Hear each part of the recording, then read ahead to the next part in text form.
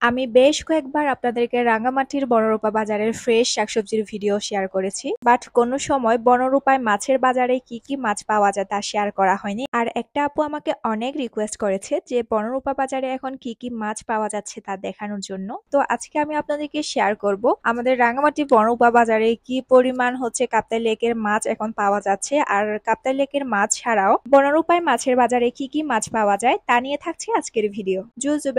কেমন আছেন আপনারা সবাই? তো আমি অনেক দিন হলো রাঙামাটির বাইরে আছি, আজকে এসেছি রাঙামাটিতে। এসে প্রথমে আমার বান্ধবীর সাথে দেখা করে রাস্তার ধারে মাছ বিক্রি করতে দেখে সোজা এখানে চলে আসলাম। এখানে অনেক ধরনের মাছ বিক্রি করছে, তবে আমার চিংড়ি খেতে ইচ্ছে করছিল, তাই এখান থেকে চিংড়ি পেয়ে চিংড়ি নিয়ে নিলাম। আর লাচু মাছ নাকি কি মাছ বলে, ওই মাছগুলো নিয়ে নিলাম ভাজি করে খাওয়ার জন্য। এই সিজনে আসলে রাঙামাটিতে ভরপুর মাছ পাওয়া যায়, তো যেখান থেকে ইচ্ছা সেখান থেকে নেওয়া যায়। তবে হচ্ছে রাঙামাটির বনরূপা বাজারে একটু বেশি মাছ পাওয়া যায়। এখন আমি বনরূপা বাজারের ভিতরেই আছি। এগুলা হচ্ছে বিভিন্ন শুটকির দোকান। এখানে চিংড়ি শুটকি, হাঙর শুটকি, সুরি শুটকি সহ নানা ধরনের শুটকি পাওয়া যায়। আর বনরূপা বাজারে হচ্ছে শুধু একটা না, তিনটা হচ্ছে বড় বড় মাছের দোকান আছে। এখানে ছোট বড় অনেক ধরনের মাছ পাওয়া যায়। এছাড়াও দোকানের বাইরে রাস্তার ধারে বিভিন্ন কাপ্তাই লেকের মাছ বিক্রি করে। আর এই মাছ বিক্রি এটা বেশি শুরু হয় সন্ধ্যা টাইমে। সন্ধ্যা টাইমে আপনারা এত পরিমাণ মাছ পাবেন যে কোন মাছটা ফেলে কোনটা নিবেন বুঝতে পারবেন না।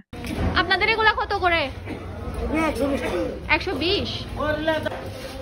তেলাপিয়া কত করে? তেলাপিয়া 220। চিংড়ি কত? 160।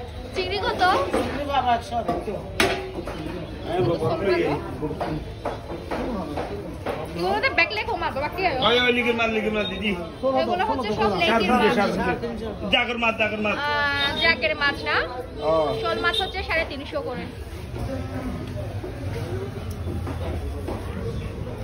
তো এই মাছগুলো হচ্ছে মাছের দোকানে ঢোকার রাস্তার পাশে বিক্রি করছিল। মাছগুলো তেমন ভালো ছিল না, আমার তো তা ভালো লাগেনি। এরপরে চলে আসলাম মাছের দোকানের ভিতরে। এখানে শিং মাছ বিক্রি করা হচ্ছে, একদম জলজ্যান্ত শিং মাছ। তারপর ইলিশ মাছ ছিল, আরো কয়েক ধরনের হচ্ছে সামুদ্রিক মাছ ছিল। আমি সবগুলোর নাম আসলে জানি না। যদি সামুদ্রিক মাছ অথবা হচ্ছে চিংড়ি খেতে ইচ্ছে করে তাহলে হচ্ছে এই দোকানে হচ্ছে সামুদ্রিক মাছ আর চিংড়ি পাওয়া যায়।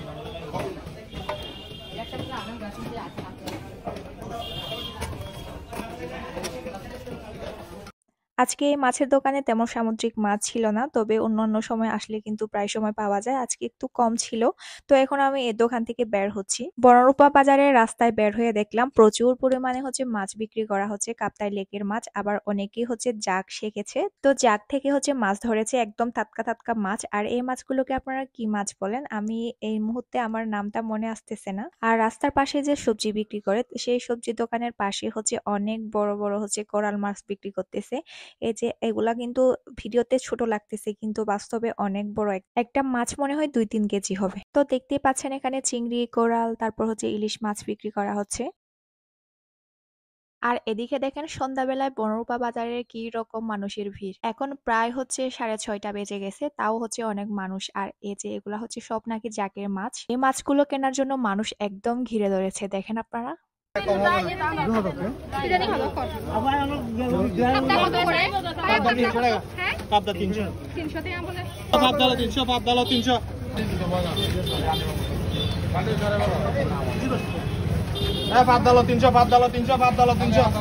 আমরা অলরেডি চিংড়ি আর হচ্ছে ছোট লাচু মাছ নিয়ে নিয়েছি, তাই আর মাছ নেওয়া সম্ভব না, কারণ এগুলা কাটতে অনেক কষ্ট। আর ছোট মাছগুলা কিন্তু বাজারেও কেটে দেয় না, বড় মাছগুলাই শুধু কেটে দেয়। এই ফলই মাছগুলা দেখেন কত বড় বড় ফলই মাছ। ফলই মাছ কিন্তু ভাজি খেলে অনেক বেশি মজা, কিন্তু আজকে আমরা ফলই নিব না, পরে কোনো এক সময় নিব।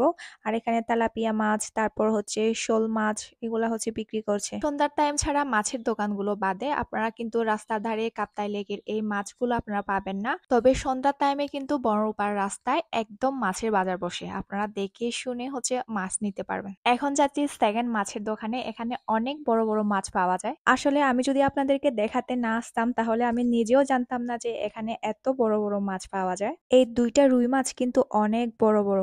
তারপর তার পাশে এই যে বোয়াল মাছও আছে। আসলে দেখতে পাচ্ছি এখানে হচ্ছে ছোট বড় অনেক ধরনের মাছই রয়েছে, একদম ভ্যারাইটি টাইপস এর মাছ আছে এখানে।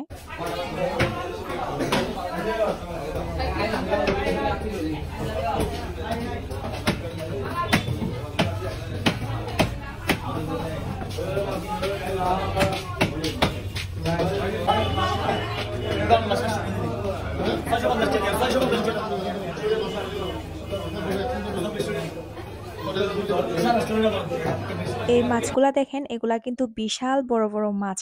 আর এই দুইটা মাছ মনে হয় এই দোকানের সবচেয়ে বেশি বড় মাছ। ভিডিওতে যদিও বা তেমন বোঝা যাচ্ছে না, তবে সামনাসামনি কিন্তু বিশাল বড়। তো আমি এখন হচ্ছে এখান থেকে বের হব।